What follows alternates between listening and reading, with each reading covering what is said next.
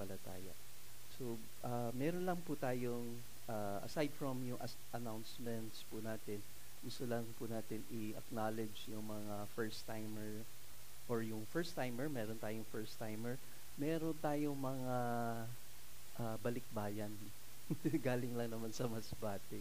So, una, we would like to welcome si Samantha Reyes. This is her first time. Can we request you to stand up? Oh, medyo kinamahan si Samantha. Akala kakanta siya. Uy, praise God.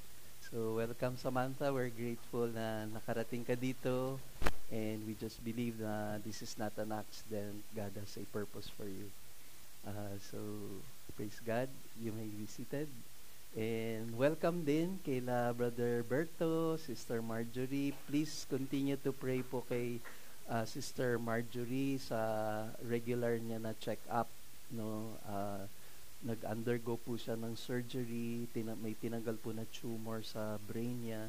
And testimony po siya ng miracle ng Lord. Kaya grateful po tayo. They are from Living Word Placer sa Masbate. No? So, papasalamat po tayo sa Panginoon. Isama din natin sa prayers or i-congratulate i-congratulate natin yung kanilang youngest son nila Brother Berto at saka ni Sister Marjorie, si Daniel, who just graduated sa kanyang nursing na kanyang college degree. So, pag-pray natin, mukhang dito na rin si Daniel, ano? Daniel, dito ka na ba? O babalik ka ulit sa Masbate? For whatever purpose si Lord meron sa iyo, we will be there to support you. So, ang ating pong pinapaalala ngayon ay Communion Sunday.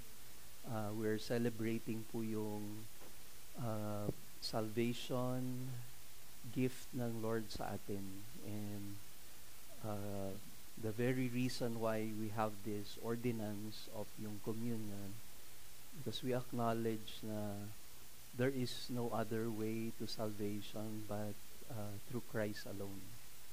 Siya lamang po yung naging daan para tayo ay maligtas. And for those who do not have a personal relationship with Christ, yun po yung gusto namin iparating sa inyo. We want to share the good news of salvation through Christ alone. Wala na pong ibang way to be saved. And itong ordinance na ito ay tinatawag din na believer's table kasi ito yung celebration ng mga meron ng personal relationship. And if you do not have that relationship with Christ, wala pong celebration po talaga na pwede natin na kilalanin yung ginawa ni Christ. But if you have a personal relationship, kasama po kayo dito. You belong to this, yung family of believers, and you can partake of this. Invitation din to for us to know that it is only through Christ that we can be saved, for those who would like to experience yung saving grace po ng Panginoon. Siguro right after the service or groupings, we will have an announcement din. Kasi meron po tayong mga changes na mangyayari po sa mga next Sundays to come. Bibigay ko na lang po yung details for those who will stay behind para i-prepare din tayo dun sa changes na yon. Kasi una, dahil po sa inintroduce sa atin ni Pastor TJ during our church anniversary 2 weeks ago, ay may present po siya na discipleship module. Meron pong magandang process, meron pong program that will help believers in their spiritual growth. And hindi natin po pwedeng isatabi yung katotohanan na kung naki-Christ ka, ay nais ng Panginoon for you to really belong to a local church. No? And in that local church, you grow in your faith together with fellow believers. Kaya, mamaya, I'll explain it further. And siguro i-open din natin for questions kung meron pong magtatanong tungkol po sa ating i-introduce na discipleship program. So, for the meantime, tuloy pa rin po yung groupings natin, pero ilang weeks na lang, meron na pong mga konting changes. No? So, yun lamang po.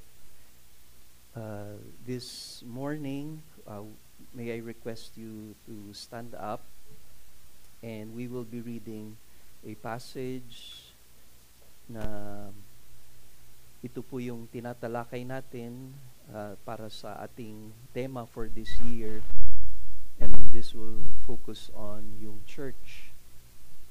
Samahan niyo po ko sa 1 Timothy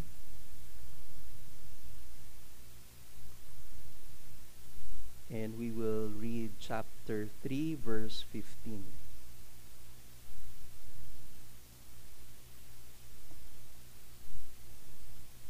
First Timothy chapter 3 verse 15.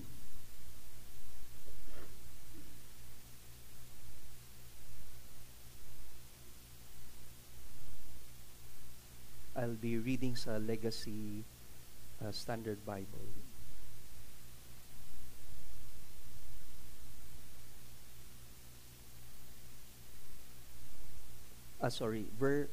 Verse 15. Verse 15 po ba yung nabanggit ko? Sabi po dito sa verse 15, "But in case I am delayed, I write so that you will know how one ought to conduct himself in the household of God, which is the church of the living God, the pillar and support of truth." Let's come in prayer. Father, thank you so much for this blessed morning. Patuloy lamang po kaming nagtitiwala sa iyo sa lahat ng iyong gagawin sa aming kalagitnaan. At umaasa po kami sa tulong ng banal na Espiritu ang mga tatalakayin namin sa mga susunod na Sunday sa aming series about yung Biblical Healthy Church ay tunay na maintindihan namin completely what church life is all about. Dahil meron po kaming naging background sa former religion namin, former church na kinabilangan namin. And maraming mali sa nakagisna namin na kailangan maituwid mula sa katuruan ng Bible. Kaya, Holy Spirit, we invite you.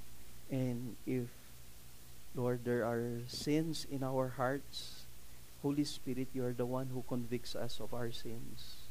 Only you can show us, Lord, yung how our sins displease you. It grieves you, Lord God.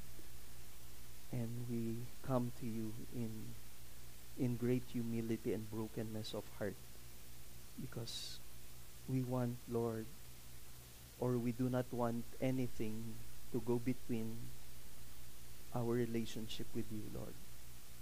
All this we pray in Jesus' precious name we pray. Amen and amen. You may be seated in the presence of God. From yung ating mga natalakay na po last Sunday, ang tema po natin ay magiging patungkol po sa iglesia.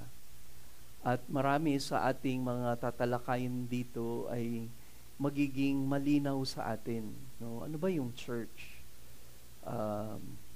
Dahil tulad ng naipag-pray po natin, mali-mali yung mga notions natin, mali-mali ang understanding natin about yung church. Kaya I pray na itong series natin will truly enlighten our hearts. Kaya yung title natin, this is part 2 ng ating natalakay po last Sunday. We are the Church of Christ. We are the Church of Christ. When I was very new in the Lord, meron pong na-introduce sa akin na a group of Christians. Most of them are mga students. Doon po nag-start yung discipleship ko. But it is not a yung local church. It is a para-church. Ang para-church po ay meron pong, marahil familiar kayo sa ilang mga groups na ito na na-form, na nagre-reach out sa mga students. At ilan dito, marahil ay narinig nyo na, or one way or another, baka na-ministeran kayo, na-sharean kayo during your college days, or even high school days, like Campus Crusade for Christ. Para church po yun. The Navigators. No, familiar po kayo sa Navigators. Sa Cebu, meron tinatawag na SAM.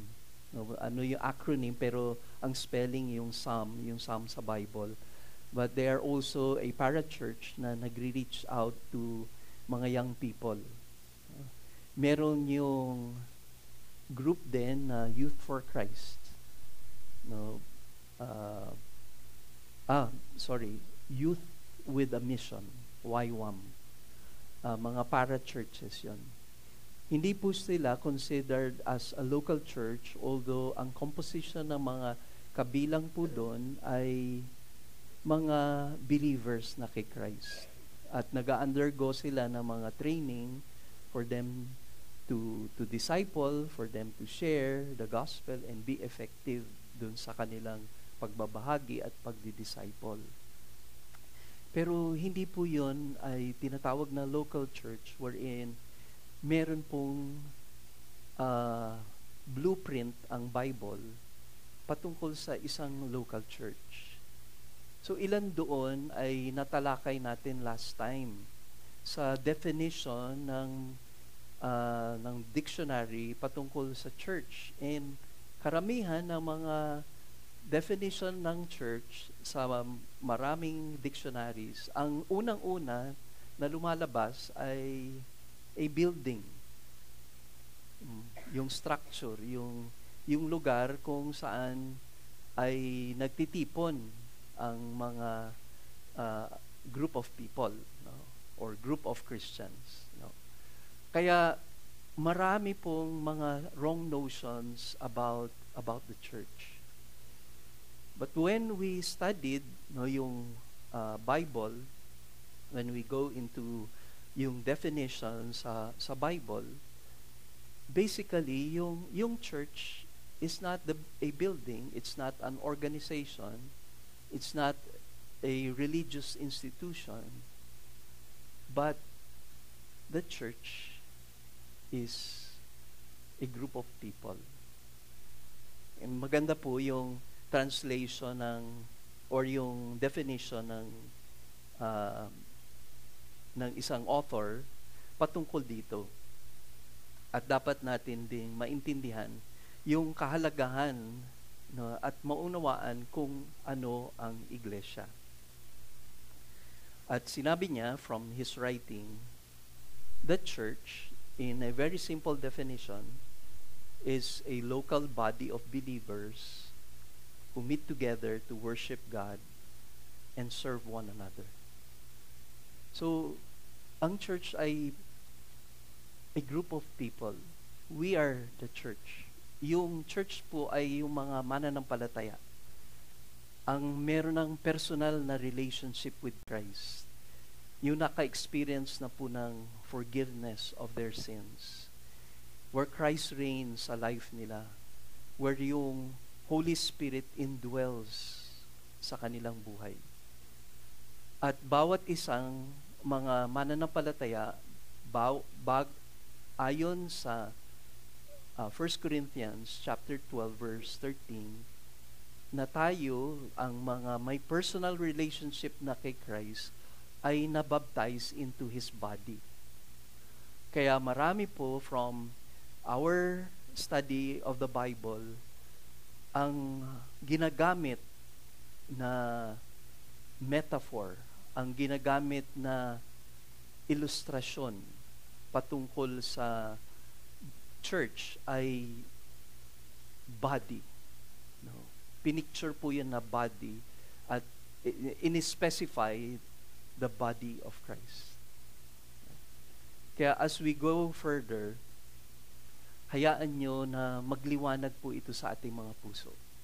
Kasi nakagisna natin yung tinatawag na parishioner mentality. Meaning, punta ako sa isang simbahan, merong sumasamba, may awitan. Pagkatapos ko magampanan yung aking obligasyon, uwi na lang ako at masabi ko na at least na tapos ko yung araw ng linggo na nakapagsamba ko. No?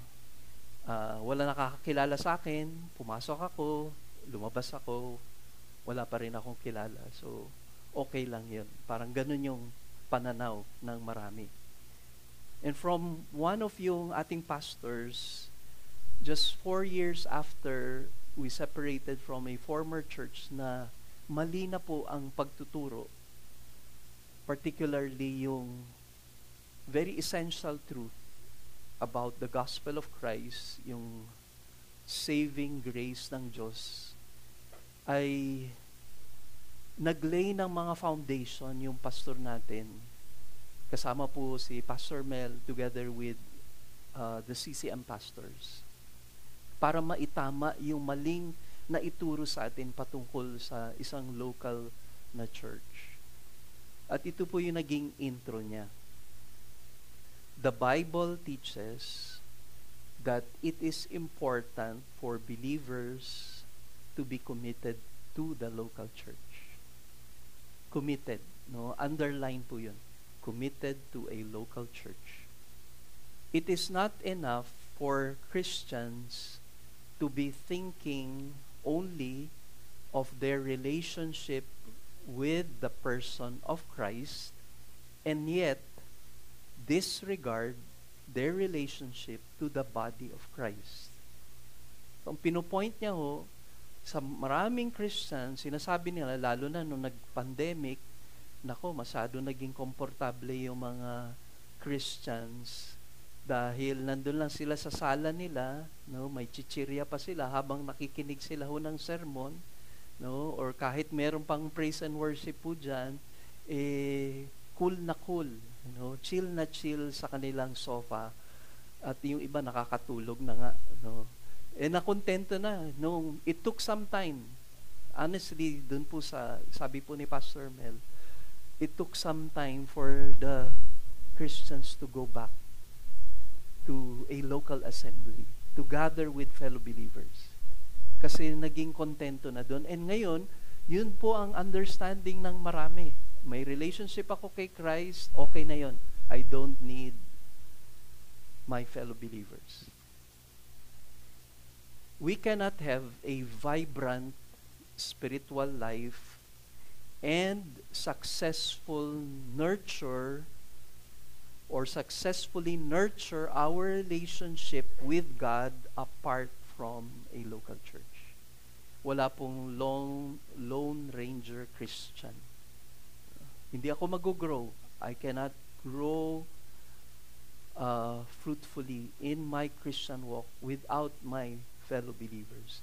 It is not possible to move closer to God and at the same time turn away from the church. The Bible shows that those who forsake all church involvement are sinning against God. Based on Hebrews 10 verses 24 to 25, do not give up meeting together.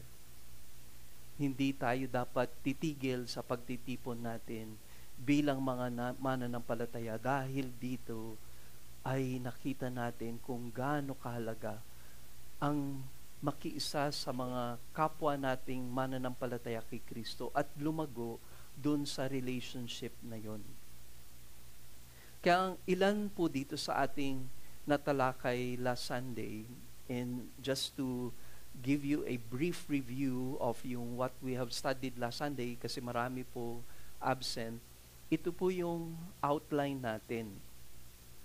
At yung outline natin ay magbibigay kahalagahan sa atin kung paano magkaroon ng vibrant na Christian life at paano successfully nurture yung relationship natin with God together with our fellow believers. Ito yung dapat po natin ma-understand. Doon sa binasa ho natin kanina sa 1 Timothy chapter 3 verse 16, meron pong mga nabanggit ho doon, na mahalaga nating maintindihan.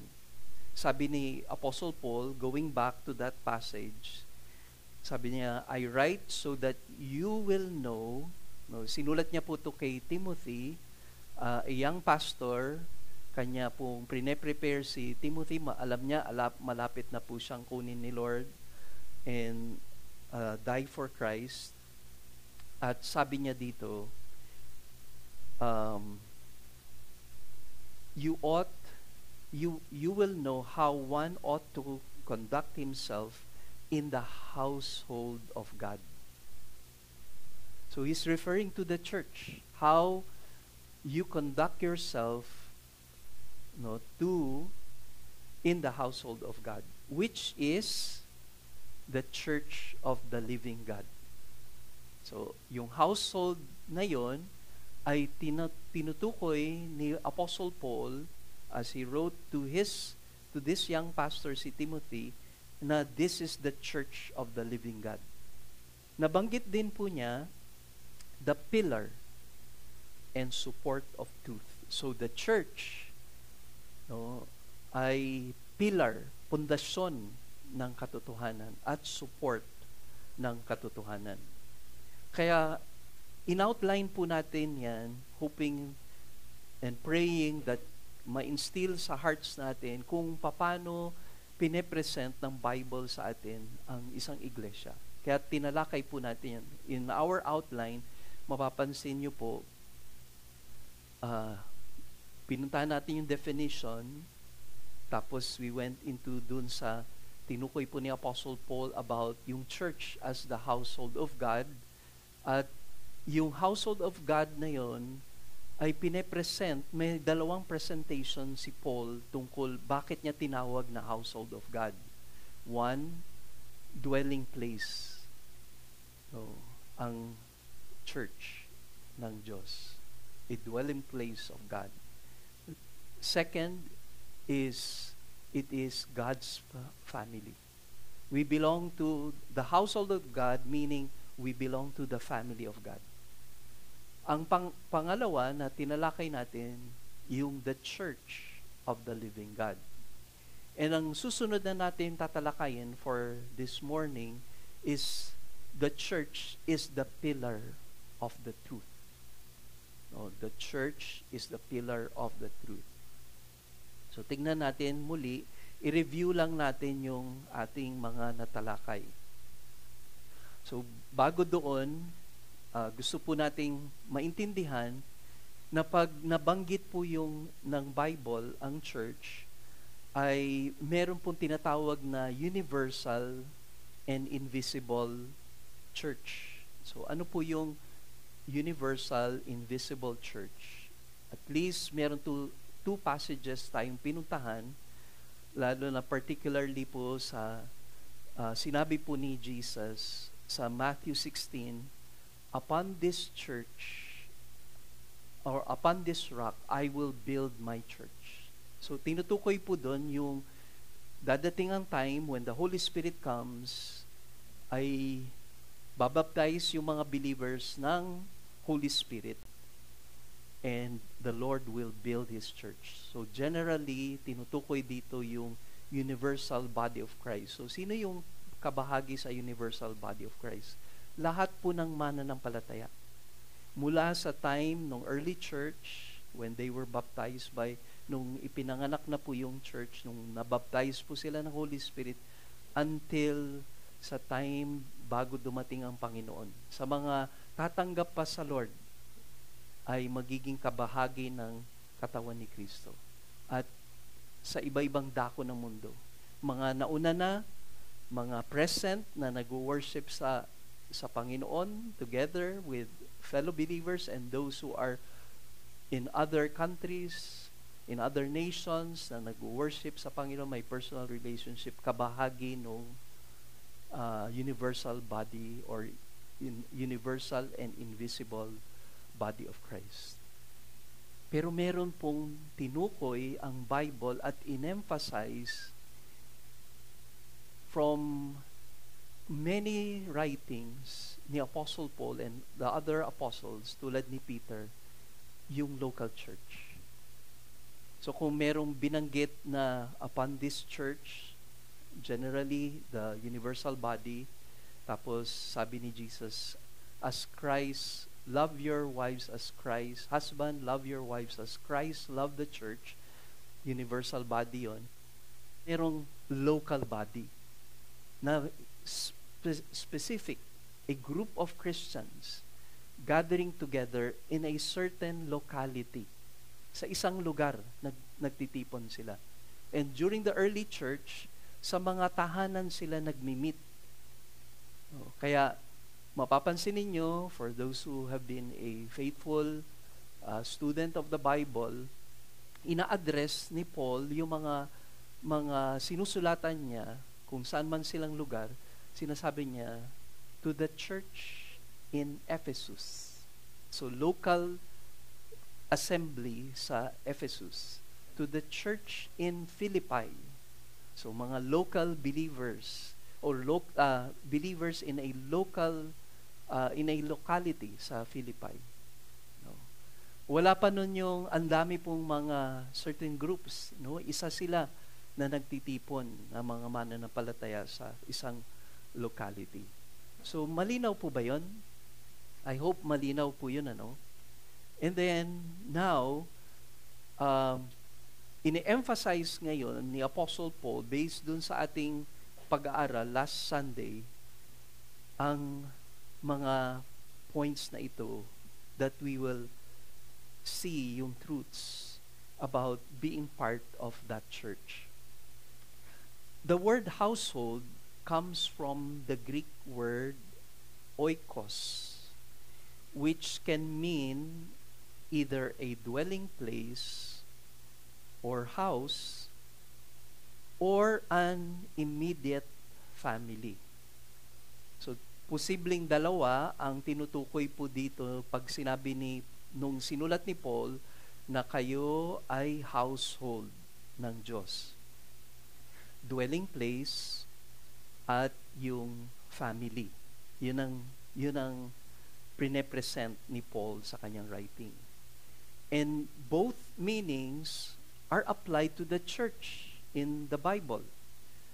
Both provide profound, malalim na patutuo na ito ang nagmula sa Diyos.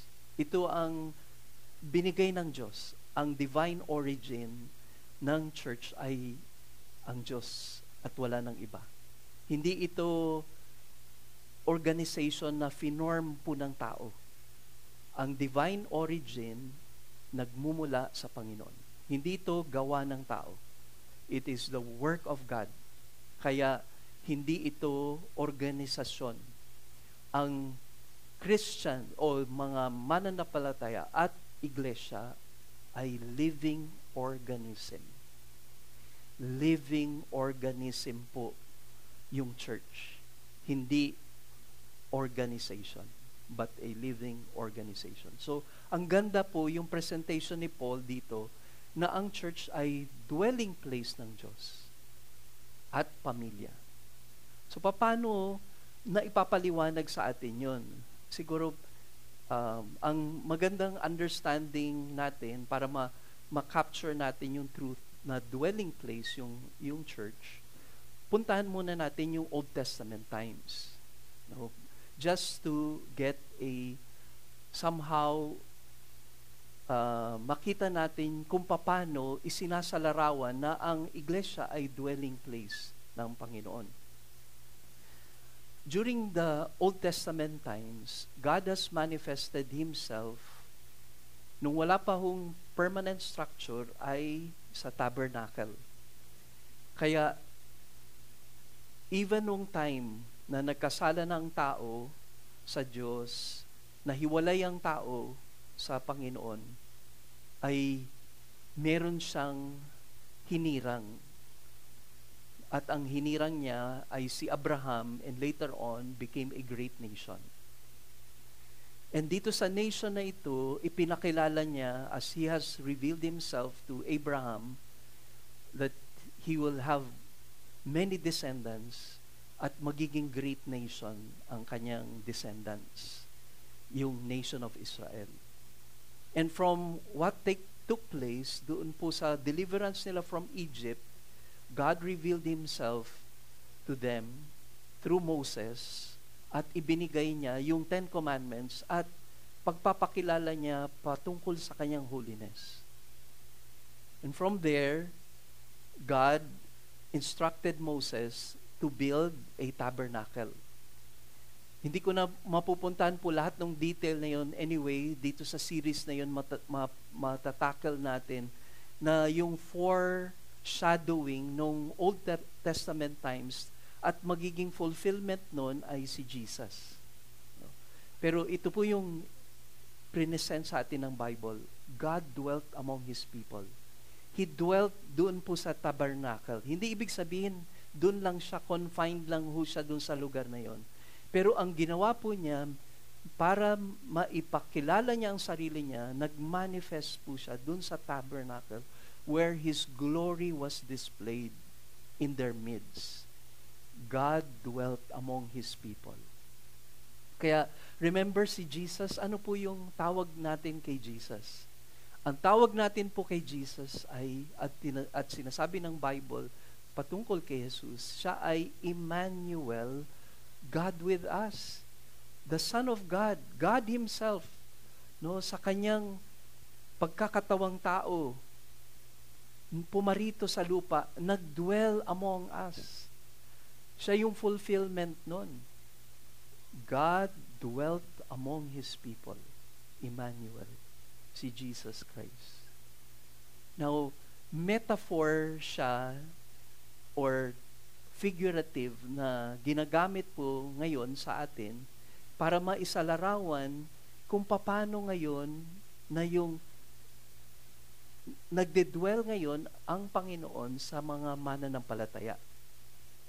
And most of the time, ito yung interpretation natin, although applied naman po sa atin, yung 1 Corinthians chapter 3 verses 16 to 17, na sinasabi doon, do you not know you are the temple of God and that the Spirit of God dwells in you?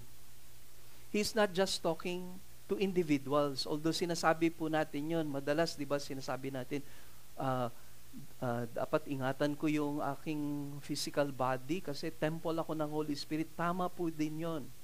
But generally, sinasabi po ng Bible, tayo ngayon na mga mananampalataya, He dwells among us. Because of the Holy Spirit's work sa buhay po natin, at tayo nagkakasama-sama, we are the temple of God.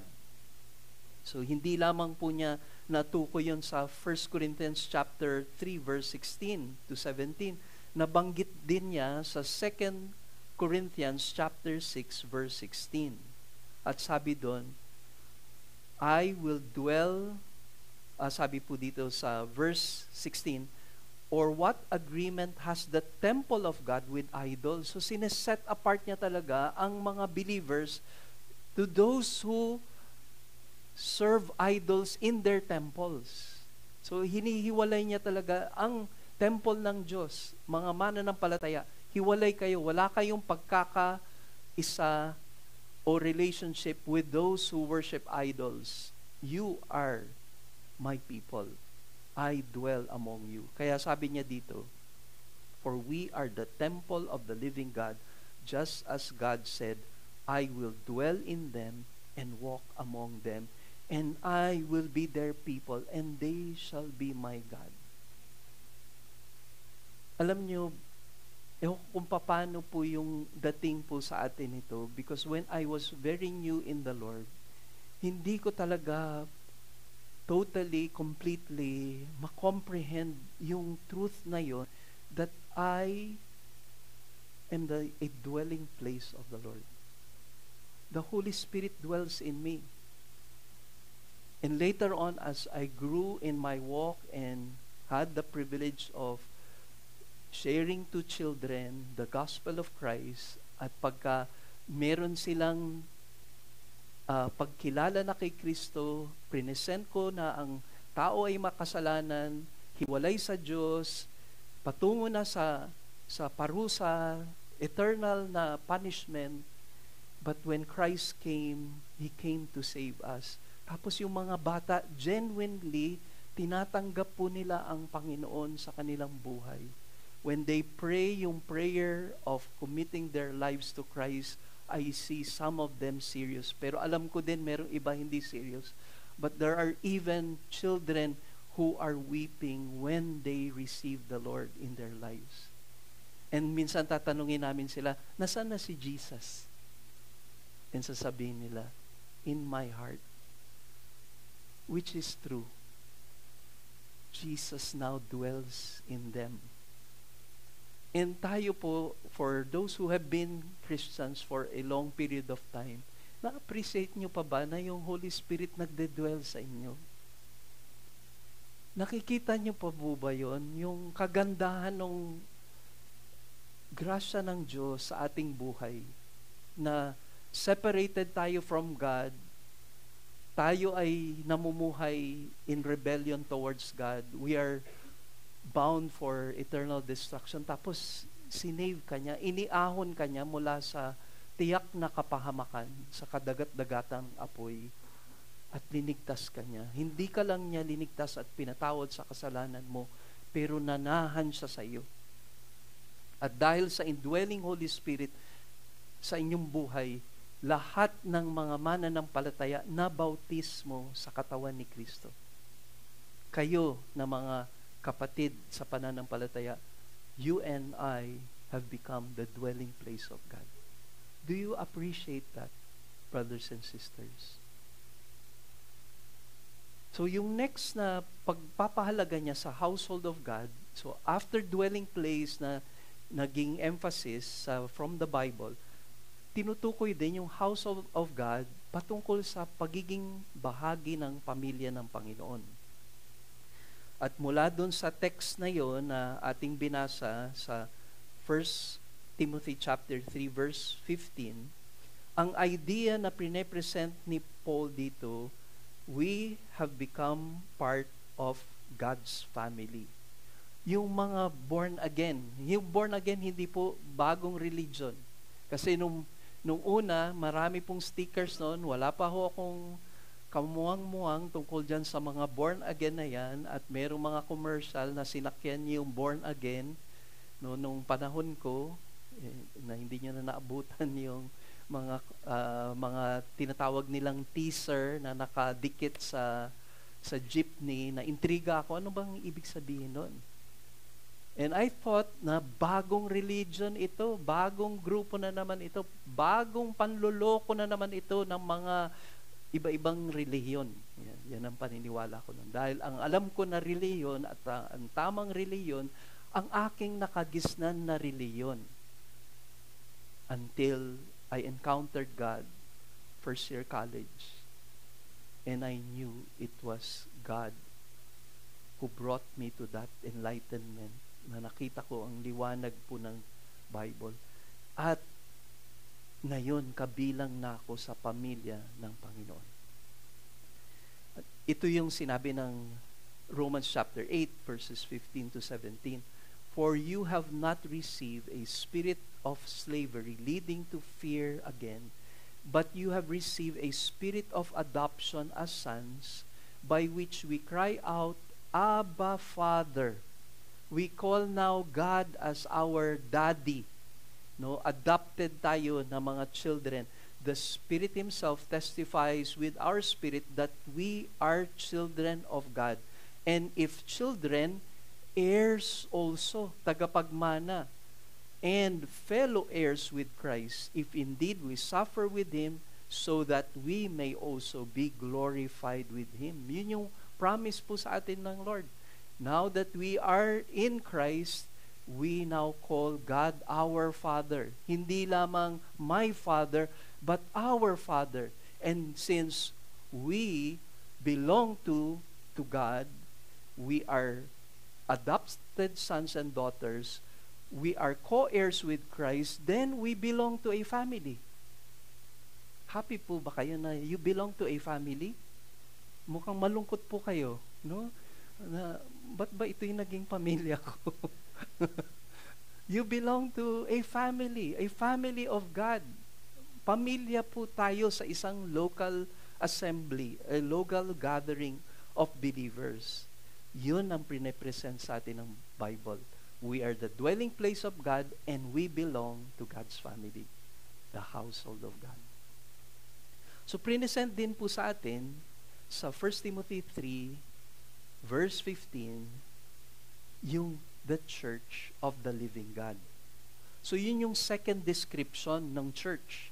First description was, we are the household of God.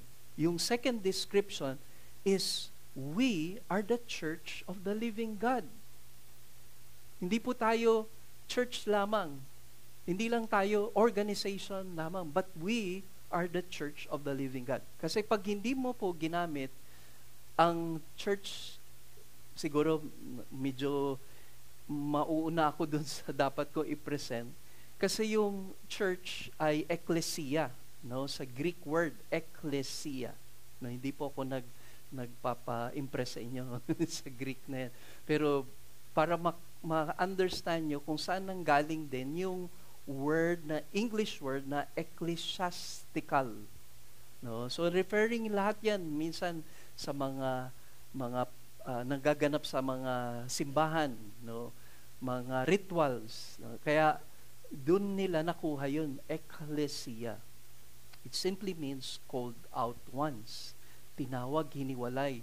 Dati, ito ay nagagamit among the Greeks na mga assembly. No? Gathering, yan. Pagka nagtipon, mga grupo, mga barkada, no? They are called ecclesia. And nagamit din yon later on nung translate na sa Greek language from yung Old Testament, Hebrew kasi yung Old Testament, sa New Testament Greek. Pero meron pong mga scholars na nag-translate ng Old Testament na Hebrew to the Greek language. And lahat ng mga grupo na nagagather, tinatawag din nilang ecclesia pag ginamit po sa Old Testament using yung Greek na language. Pero tignan niyo po ito. Allow me, by God's grace, ma-appreciate niyo to. Di ba sabi po ni Jesus, upon this rock, I will build my church. So it's not just a gathering.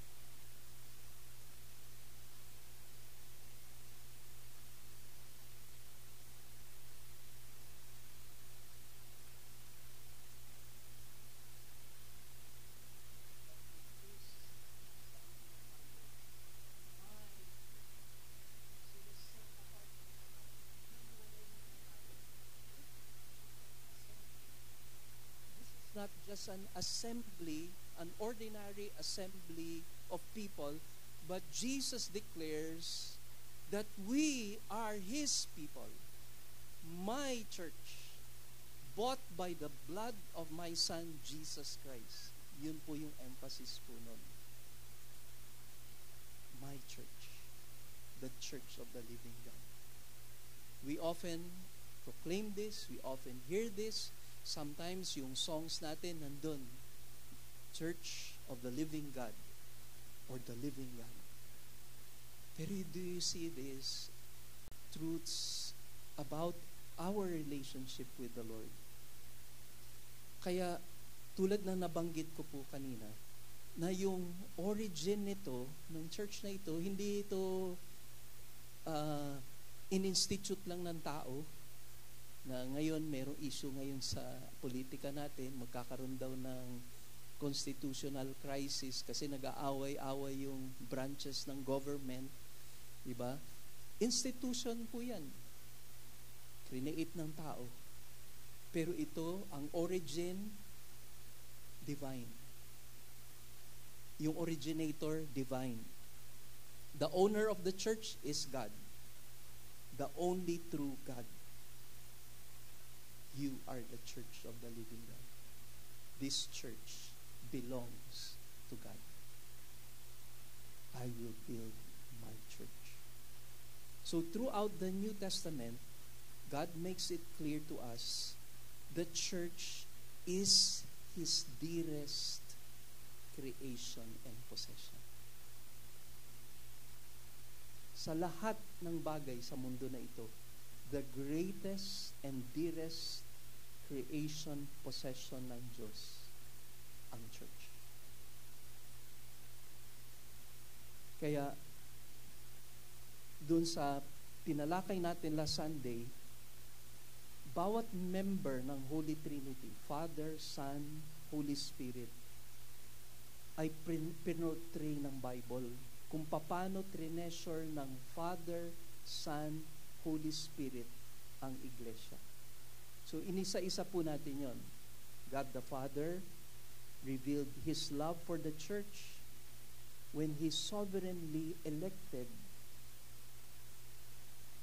those who would be His before the creation of the world. Hayaan nyo, mas ipapaliwanag pa natin yan pag nag-series tayo sa Ephesians.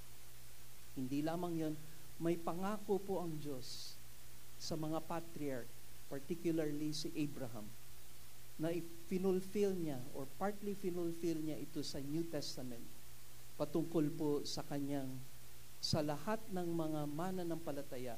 Si Abraham, hindi sa among the Israelites siya yung physical na father nila. But for believers, Abraham is our father sa spiritual aspect kasi Abraham believed God and it was credited to him as righteousness. Tayo na nananampalataya kay Kristo Jesus ay ibinilang tayong matuwid kay Kristo. Matuwid sa harapan ng Ama dahil sa ginawa ni Kristo Jesus. So kahit dun lang po muna tayo, God sent His Son, Jesus Christ. John 3:16. 1 John 4, verse 14. Sinasabi doon, God the Father has sent the Son to be the Savior of the world. And it also says there that when He sent His Son, ang purpose ni Christ when He sent His only begotten Son is to sacrifice His life and to shed His blood on the cross dahil yun lamang ang makakapaghugas ng ating mga kasalanan. Wala na pong makakapaglinis ng kasalanan natin. Kaya sa Book of Hebrews, yung mga hayop noon sa Old Testament na kailangan nilang isacrifice, meron pong particular po na instruction ng Diyos kung ano yung isa-sacrifice nila. Pero yung bloods daw or yung blood ng goats and mga sheep and other animals like yung bull cannot wash and cleanse our sins. It is only through the blood of Christ that our sins were washed and cleansed. Even though our sins are red as scarlet, He will make it as white as snow. Yun po yung inaccomplish ng Father through His Son. And syempre, the Son of God also loved the church and He gave Himself for her willingly. Hindi ito sapilitan. Nung si Jesus ay dumating dito sa mundo, siya ay He obeyed the Father according to Philippians chapter 2, starting from verse 5. He obeyed the Father even to the point of death on the cross. Willing submission po yun. at inialay niya ang kanyang buhay para sa atin. At ngayon, kung ikaw ay mananampalataya, sinasabi po ng Bible sa atin that we belong to the body of Christ. In-emphasize yan sa Ephesians 4:12, 1 Corinthians 12, verse 12. And pagka meron tayong tulad ng mamaya sa ating ordinance of yung communion, as we perform yung ordinance of yung communion, Jesus here in our midst is present with us. And we have to remember and we have to honor Him and appreciate what He has done for us sa cross. Kaya natin to ginagawa dahil kino-commemorate natin yung ginawa ni Jesus para sa atin. And finally, yung Holy Spirit initiated the New Testament Church at Pentecost. Nagkaroon po naipanganak ang iglesia nung Acts, sa book of Acts, Acts chapter 2, when the Holy Spirit came upon the believers. Nung Old Testament times, wala pong indwelling of the Holy Spirit. Merong empowering ng Holy Spirit, pero wala pong permanent indwelling of the Holy Spirit. Ngayon, meron pong permanent indwelling of the Holy Spirit. Not only that, yung believers na mga Jews na baptized noon, pero dun sa Acts chapter 10, mga Gentiles yung binaptize ng Holy Spirit. Kaya mystery kay Paul, nung isinulat niya po yung Ephesians chapter 3, tinukoy niya po na misteryo ito na na-reveal ng Diyos na ang pagkakaakala ng Hudyo ang magiging kabahagi lang sa Diyos ay ang mga Hudyo. Kung meron mang mga Gentiles na magiging kabahagi nila ay mako-convert from their pagan religion to Judaism. Ngayon, pinakita po ng Bible sa atin at present ni Paul ang mystery na yon na hindi nila naintindihan in the Old Testament, but God's plan is to save not only the Jews but the Gentiles. At dun po sa Ephesians, pine-present na just imagine, no, magkakaiba sila, ibang lahi nila, iba ang kanilang kultura, iba ang mga religious beliefs nila, tapos naniwala sila at nanampalataya sila kay Kristo at naging isa na sila kay Jesus. Dahil sa banal na Espiritu. Ano pa po yung ginawa ng Holy Spirit sa atin? Yung regeneration natin. Paano tayo na born again? Paano tayo na ipanganak sa Espiritu? It was the work of the Holy Spirit. And there is a promise of yung glorification, meaning in the next life, there is no longer yung presence ng sin. Not only that, binanggit po ng Bible, yung empowering of the Holy Spirit na present sa atin ng Ephesians chapter 5 verse 18, be filled with the Holy Spirit. And the indwelling of the Holy Spirit na tinalakay na rin natin kanina about yung being the temple of the Holy Spirit. And now that we belong to the body of Christ, ang ginagawa po ng Holy Spirit among us is to promote unity in the body of Christ. Kaya napakahalaga po yung pagkakaisa at kapayapaan sa isang local church. Kasi ang layunin ng Panginoon, even when Jesus prayed, yung high priestly prayer, dun ho sa John chapter 17, na magkaisa ang mga anak niya at mga mananampalataya upang maipatutuo na sila ay sa Diyos. And then we know that the Holy Spirit gives us yung gift for us to use and function para mag-contribute ng growth para sa kapwa Kristiyano. Just imagine the entire Godhead, the entire Trinity is deeply and intimately involved in the origin and the operation of the church. Therefore, we who have been saved are called sons of the living God. Ang pangatlo ho, so household of God, ano pa yung next? The church of the living God, and now we go to the church as the pillar of truth. The church as the pillar of truth.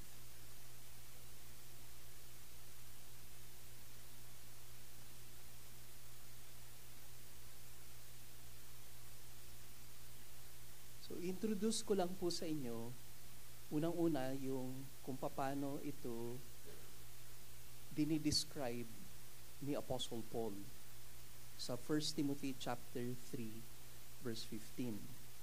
So, yung next na description na ipinangalan niya for the church is the pillar of truth. Sa Greek word ay pine-present ito as a foundation. Parang pundasyon ito. Bago mo maitayo ang mga walls ng isang building or tahanan, napakahalaga na meron pong tinatawag na foundation. Meron pong pillar na tinutukoy. And somehow, the Apostle Paul tells us that it actually, yung pillar na yon holds up the truth. So yun yung humahawak sa katotohanan. So as this is being described, kailangan po nating maintindihan na yung present na ang church ay pillar of truth, hinahawakan ng iglesia ang mga katotohanan sa salita niya. Patungkol sa kanya, patungkol sa kaligtasan na inialay niya, at ang mga bagay para sa iglesia ng Panginoon. So God's truth stands dito po sa church. We carry po bilang iglesia ang mga katotohanan ng Bible. Kaya hindi natin pwedeng sabihin na hindi importante, pastor, yung doktrina. Kasi di ba takot tayo sa doctrine? Kasi dahil nga sa mga nakaraan nating experience, parang yung doktrina, pinaghihiwa-hiwalay lang tayo. No? Maraming mga katuruan, hindi, lalo lang tayo naguguluhan. Di ba? Minsan ganun po yung pananaw natin. Pero dapat natin malaman po yung mga katotohanan ng Bible patungkol sa ating pananampalataya. At yun nga po, sabi ng Bible, as the Apostle Paul describes yung church, ay pillar of truth. Siguro, ang maganda pong na-present ng writer po ng The Life in the Father's House, si Dr. Wayne Mack, ang binigay niya na ilustrasyon para maintindihan natin yung kahalagahan kung paano hinuhold ng iglesia yung mga katotohanan na ito, mga essential na truths ng Bible, ay yung kay Samson. Naalala niyo po ba yung kay Samson? No. Run, Samson, run. Delilah's on her way. Pero yung story na yon ay patungkol ho din sa deliverance niya dun sa last moments ng life niya. And kahit sa kanyang pagtalikod sa Diyos, nagkasala sa Panginoon, at dahil sa kanyang mga compromises, ayan, naging captive siya ng mga Philistines. And sa kahuli-hulihan, sabi niya, na dalin siya dun sa pillar. Yung pillar yung structure na yun, parang Coliseum. So imagine na lang po natin, may Coliseum, tapos yung pillar, dun daw siya iposisyon. So hindi nila alam kung anong gagawin ni Samson. Pero nung tinulak niya na yung pillar na yun, ang buong structure nag-crumble. So sa sa war niya between yung mga Philistines, mas marami pong namatay during the time na nandun po siya sa pillar na yon at tinulak niya at buong structure ay nasira. Nag-crumble down and everything else. And yung mga Philistines, many of you, thousands of Philistines died. Ngayon, yun yung picture. Hindi pine-present dito ng author na magka-crumble. No? Instead, it is holding yung truth. Kung paano hinahawakan yung katotohanan na yun na napakahalaga patungkol sa ating pananampalataya. And merong promise si Jesus mismo doon. Matthew 6:18, I say to you that you are Peter, and upon this rock I will build my church, and the gates of Hades will not overpower it. So there is a promise ng Diyos that His church will always endure. The truth of God's Word will endure forever. Lahat ng mga bagay na hindi sa Diyos will crumble. Lahat ng mga bagay na ini-invest natin na hiwalay ang Diyos, lahat ay magka-crumble. Anything that is centered on God and His truths will never crumble. Hindi po madidestroy yun. Yun yung promise po sa atin ng Bible. And He has ordained that both the truth and its pillar will stand forever. Yung pillar, the church, and yung truth will stand forever. 1 Peter chapter 2 or chapter 1 verse 25. But the word of the Lord endures forever. Tapos sa Ephesians 3:21, to Him be the glory in the church and in Christ Jesus to all generations forever and ever. Amen. Yung church will endure. The true church of God will endure. His truths shall endure forever. Yun po yung pine-present sa atin ng Bible. Kaya as the Apostle Paul puts this into words and writes it down, it is to help Timothy understand yung gravity of yung right conduct in the church. Bakit napakahalaga ang tamang pamumuhay sa iglesia? Dahil alam nila ang pagiging bahagi nila sa katawan ni Kristo Jesus, the indispensable role that the church plays in our individual lives. Kaya tama nga yung sinabi nga ng author, our own relationship to God and His truth is in mortal danger if the church does not occupy its intended place in our lives. Kung hindi natin pahalagahan ang iglesia, kung sasabihin lang natin, hindi, relationship ko lang kay Christ ang importante, at hindi mo papahalagahan ang iglesia, ibig sabihin, hindi ka rin lalago sa iyong buhay Kristiyano. And most probably, wala ka pa talagang personal relationship with Christ. Dahil kung mahal ng Diyos, ibinigay ng Diyos lahat para sa iglesia niya through His Son and through the working ng Blessed Trinity, kung paano niya inordain lahat ng ito para sa iglesia na binayaran ng dugo ng Panginoong Jesus. Kung hindi ko mamahalin ang iglesia, kung hindi ko mamahalin ang kapwa ko Kristiyano, ay baliwala lahat ng ito. Yung mga bagay na inaakala natin tayo ay makakapagpatuloy sa Christian life. Imposible. Baka wala ka pang personal na relasyon sa Panginoon. You are just an attendee. Isa ka lang taga-attend. Parishioner mentality lang.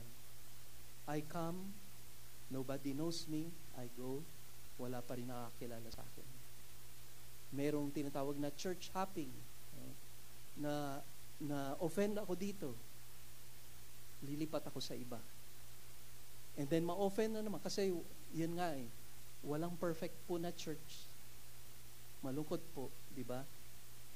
At sabi nga, kung meron daw perfect church, tapos dumalo ka doon, naging part ka doon, magiging imperfect na daw yun.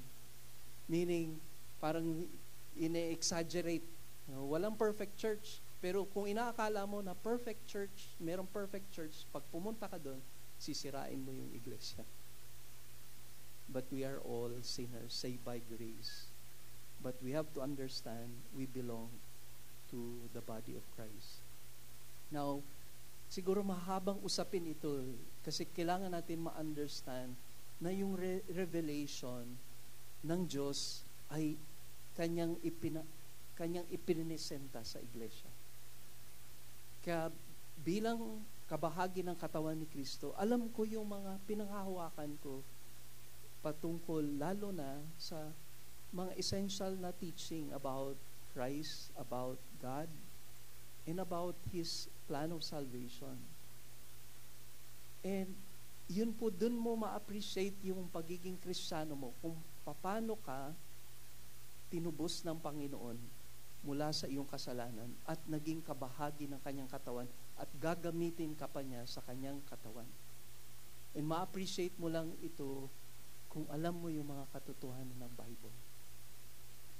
Hindi po kailangan na maging theologian ka, Bible scholar ka, or graduate ka ng Bible school dahil alam ko kahit yung ilan na hindi man nakapagtapos, hindi man nakaakyat sa mataas na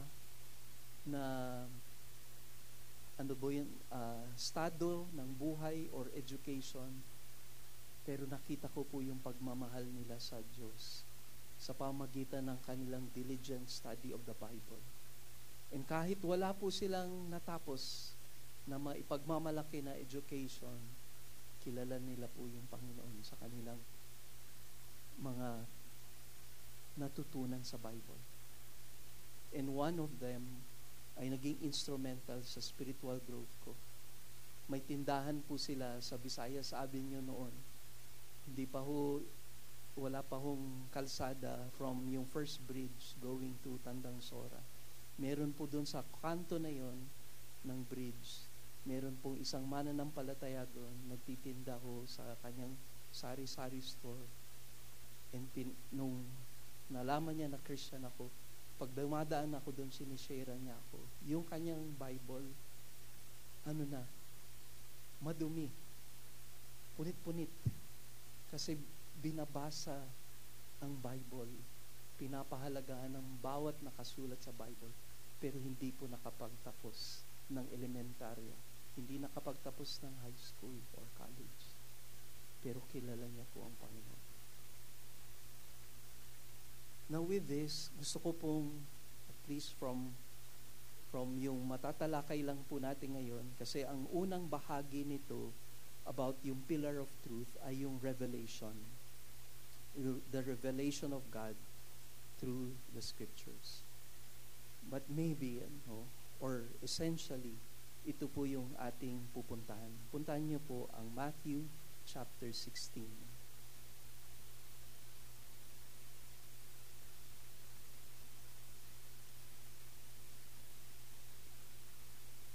Basahin natin from verse 13. Now, when Jesus came into the district of Caesarea Philippi, he was asking his disciples, saying, "Who do people say that the Son of Man is?" And when they said, "Some say John the Baptist, and others Elijah, but still others Jeremiah, or one of the prophets," he said to them, "But who do you say that I am?"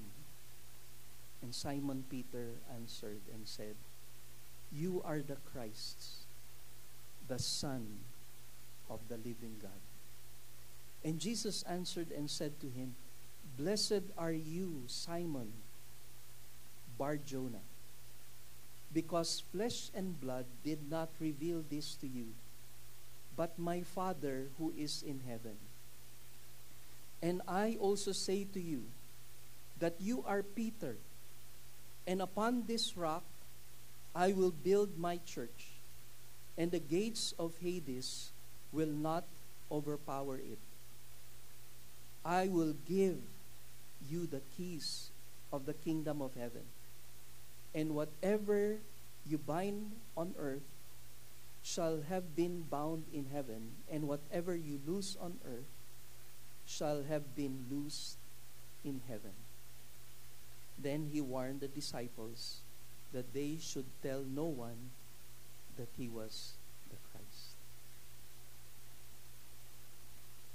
Nung pinufess o kinonfess na ni Peter ang patungkol kay Jesus, kasi lahat ng mga tao na kanyang marahil nakapaligid sa kanya, may crowd na sumusunod, pero marami silang haka-haka patungkol kay Jesus. Hindi nila talaga kilala ang Panginoon. Pero during this time, explicitly, present ni Peter from his confession that he is the Christ, the Messiah, the one promised in the Old Testament, and that he, in his confession, says, the Son of the living God. Jesus accepted the confession of Peter. And when he accepted this confession, sinasabi niya, kinikilala o pagpapakilala niya sa kanyang sarili, he built on it to teach them this new truth, itong bagong katotohanan na kailangan nilang makita. And unang-una na pinakita ni Jesus sa kanyang mga disciples about yung rock na ito. Kasi meron pong nagtuturo, no, even sa yun nga sa Catholic faith, na yung rock po dito ay si Peter. And that yung rock na yun ang magiging patutuon na ang Catholic faith or ang Catholic na religion is the only religion na itinatag ng Diyos. At hinirang niya si Peter to be yung first pope. Siya yung may hierarchy kasi sa Roman Catholic na faith. And siya yung pinakaibabaw at siya yung tinutukoy na rock dito ni Jesus. Aralin po natin maigi before natin mabigyan ng conclusion po yun na si Peter yung rock.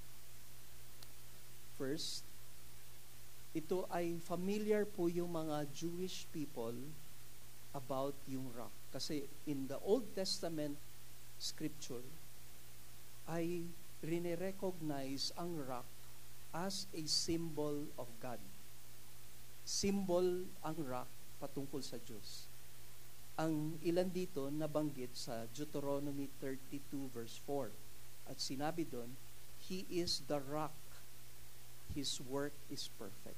Tinutukoy po si God and addresses or symbolizes God. Ang isa din ay Psalm 18 verse 2. The Lord is my rock and my fortress. And also, ilan lang po ito ha, Psalm 18 verse 31. For who is God but the Lord? And who is a rock except our God? So, Old Testament times, sa Scripture or Old Testament Bible, pine-present na at sinisimbolize na ang Diyos ay rock. Now, imbestigahan pa natin ito.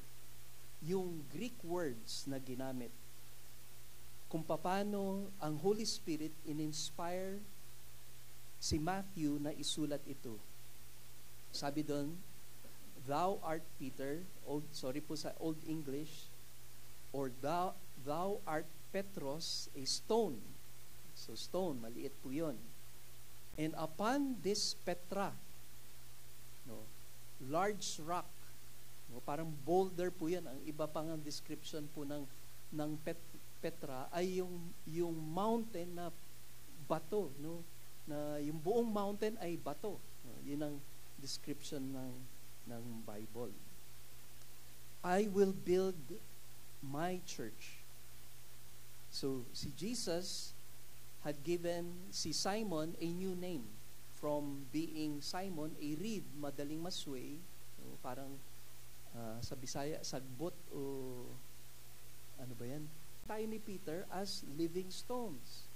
So si Jesus Christ is the foundation rock on which the church is built. Petra yun, hindi upon thou art Petros, and upon this Petros, hindi po. Sabi doon, thou art Petros, and upon this Petra, a large rock, I will build my church. So Jesus is the foundation rock on which the church is built. Kaya yung Old Testament prophets, nakikita na nila, nafoforesee na nila what will happen in the future. At dadating yung Christ, the Messiah. Prinophisy yan sa Psalm 118 verse 22 na tinatawag din na Messianic Psalm. The stone which the builders rejected has become the chief cornerstone. So kung pillar tayo, yung si Jesus is the cornerstone. Hindi ko ma-explain yan sa modern day times na architectural na structure.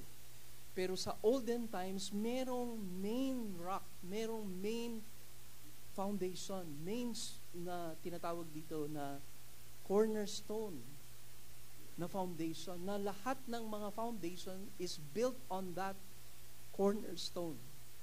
Siguro si Pastor John na lang papa-explain natin kasi siya yung architect po dito. Architect na naging pastor. So siya po yung mag-explain yan. So sa Matthew 21, sinabi din ni Jesus, hindi nyo ba alam, no? Using itong prophecy sa Psalm 118 verse 22, Jesus said, Matthew 21 verse 42, did you never read in the scriptures, the stone which the builders rejected, this became the chief cornerstone? So this came about, and when they heard it, it was marvelous in our eyes. So ngayon si Peter and the other apostles, yun na rin ang pinoproclaim nila, yung message that Jesus, whom you rejected, has become the chief cornerstone. Acts 4:10-12. Even si Apostle Paul, once again, he stated sa 1 Corinthians 3:11, Jesus is that cornerstone. Nung sinulat niya, for no man can lay a foundation other than the one which is laid, which is Jesus Christ. Wala nang ibang pundasyon kundi si Jesus, si Jesucristo lamang. At yung pundasyon na yun, sa pagtuturo ng mga apostles at ng mga propeta, yun ang kanilang pinapahayag sa mga taong naliligaw. Tao na wala pang kaligtasan. Kaya ito yung present nila ng mga apostles sa 1 Corinthians 2 verses 1-2. And when I came to you, brethren, I did not come with superiority of speech or of wisdom, proclaiming you the testimony of God. For I determined to know nothing among you except Jesus and Him crucified. Wala na akong ibang alam, wala na akong ibang ituturo, wala na akong ibang pundasyon, kundi si Kristo na naipako sa krus. Yun po yung pundasyon na linay ng mga apostles. And dapat alam po natin yun. Alam po dapat natin kung sino yung pundasyon ng buhay, sino yung pundasyon na tinuturo ng Bible. Kasi kung hindi po natin alam yun, wala po tayong personal relationship with Christ. At hindi natin tunay siyang masasamba. Hindi natin tunay na paghahariin ang Panginoon kung hindi natin kinikilala ito, dahil yun po yung pundasyon na itinatag ng mga apostol at propeta na iniwan niya sa atin dito sa Bible, at dapat natin basahin ang Bible.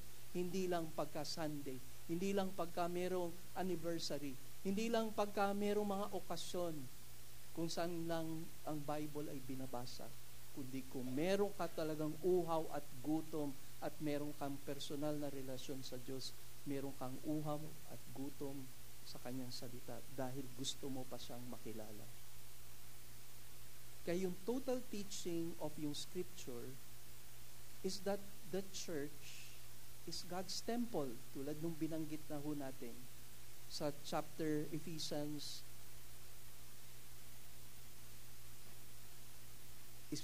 chapter 2, 19 to 22. So then, you are no longer strangers and aliens, but you are fellow citizens with the saints and are of God's household, having been built on the foundation of the apostles and the prophets, Christ Jesus himself being the cornerstone, in whom the whole building being fitted together is growing into a holy temple. Verse 22, in whom you also are being built together into the dwelling of God in the Spirit. So these are all presented to us. The foundation that the prophets and the apostles laid before us are truths about our being part of the body of Christ. We are God's holy temple. We are God's dwelling place. And I hope you fully understand that. Hindi si Peter yung rock. Hindi siya ang pundasyon. Hindi yung pastor ang pundasyon ng iglesia. Kahit mawala yung pastor, magpapatuloy ang iglesia po ng Panginoon. Ang pinapahalaga ng Bible na walang rock kundi ang Panginoon. Kasi nakita natin yung pagkakabagsak ni Peter. Right after nung kinonfess niya, you are the Christ, the Son of the living God. Tapos sabi ni Jesus, after several mga verses doon, in the next chapter, mamamatay ako, Peter. Iaalay ko yung buhay ko. Sabi niya, hindi ko allow yan, Lord. Hindi pwede mangyari yan. Parang isa pa yung nag-rebuke kay Jesus. Ang lakas ng loob. Rinibuke si Jesus. Hindi pwede mangyari yan, Lord. Ayan. Sabi ni Jesus sa kanya, get thee behind me, Satan. Alis ka dyan. Tumabi ka dyan, Satan. Parang ganun yung ano. So, tingnan niyo yung fallibility ni Peter. Minsan, kasi revelation ng Lord eh. The next time, wala na. Nalayo na sa kalooban ng Diyos. Dininay ang Diyos 3 times. Even nung time but we saw him boldly preach the Word of God in Acts chapter 2, and 3,000 came to Christ. 3,000 Jews came to the Lord Jesus. Pero makikita pa rin natin yung fallibility niya when we studied and had our series sa Galatians. Di ba merong pagtitipon ng mga Gentile believers? Tapos nung merong pong mga Jews na galing kay Apostle James sa Jerusalem, nung dumating sila, iniwanan yung mga Gentile believers, sinamahan yung mga Jewish believers. Rinibuke siya ni Apostle Paul. Kasi bakit ka ganyan? No? Hindi yan, walang favoritism. Lahat yan, pantay-pantay sa harapan ng Diyos. Anak sila ng Diyos. Lahat. At yung pagiging bias mo, pagsama sa mga kapwa mo na Hudyo na mananampalataya, at iniwanan mo yung Gentile believers, mali ka doon. Kaya, hindi po si Peter yung rock po dito. So just to continue with our study, so I will build my church. Ito yung first occurrence of yung important word sa New Testament. Itong ecclesia na ito. First sa New Testament ito na ipahayag ng Panginoon. And he was referring and pertaining to the called out assembly. Tulad ng nabanggit ko sa inyo, yung ecclesia, ginagamit ito noon ng mga pagtitipon. Pero kaninong pagtitipon yun? Pwede magtipon, iba-ibang grupo, iba-ibang social groups, social gatherings, ecclesia ang tawag. Pero nung ginamit na ni Jesus, I will build my church. At ginamit niya sa isang technical term na ito, referring to His called out ones. My church, iglesia ko. At ito ay contrast sa ibang assemblies. This is not just an ordinary assembly. Kaya ho malungkot, may time ho noon na nag-handle ako ng young adults. Alam niyo po ba na meron kaming regular gathering, yes, merong Sunday service, may midweek service, Word of God, parate, may Bible studies. Tapos sabi po ng ilang mga nasa young adults, Brother Jess, pwedeng wala na lang Bible pagka fellowship natin. Kasi yung mga tao pagod eh. Makapag-relax man lang sila. Sabi ko, ano to? Social gathering? Ano na, pagkakaiba natin sa mga group na nagtitipon sila for the sake of socializing. Sabi ko, hindi to social group. We belong to the body of Christ. Hindi mawawala ang Word of God because we gather together for a purpose. We are the church of the living God. Kaya, yun ang contrast ngayon sa atin. Hindi ito bagong reliyon, hindi ito bagong grupo, but ito ay iglesia ng Panginoon. Katawan ni Kristo Jesus na in-emphasize niya sa Ephesians 2:11 to chapter 3 verse 12.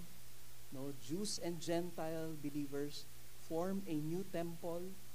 Tapos sa Galatians chapter 3 verse 28, no, merong distinction ang church and ang composition ng Galatian ay maraming Gentiles. Tapos sa Ephesians 1:22 and Colossians 1:18, Jesus would be the builder of the church. Jesus is the head of the church. Kaya every believer in this church is a living stone. Tulad nung nabanggit na natin sa 1 Peter chapter 2 verse 5. At isa-isa tayong binibuild ng Lord to worship Christ and to serve Him. Yes, we belong to the universal body of Christ, but yung local expression ng universal body ay nandito sa local assembly. At ano po yung promise ni Jesus? That the gates of Hades shall not prevail against it. Or gates of hell. Pero ang better translation po, gates of Hades. Ang hell po is yung final destiny ng mga unsaved. Meron po talagang impyerno. Kung wala ka kay Kristo Jesus, itatapon ang sino mang wala kay Kristo Jesus sa kadagat-dagatang apoy. Yun ang final judgment po ng Panginoon. Sa tinutukoy niya sa Revelations 20:11-15 na Great White Throne Judgment. Ang Hades is simply the realm of the dead. Lugar ng mga patay. It holds the spirits of the unsaved dead and releases them at the resurrection. Lugar kung saan hindi po purgatorio, but it is a temporary place of the dead. Yung soul ay nandoon sa Hades. And according to Jesus, yung Hades, no, from yung ibang pananaw ng Bible scholars, na nasa core ng earth. No? And they are in prison. Doon po sa lugar na yun. Until sa Revelations, ay itatapon na po yung Hades and death sa lake of fire. So So ang basis po natin on this about yung the gates of Hades shall not prevail against the church, ang tinutukoy dito ay ang kamatayan.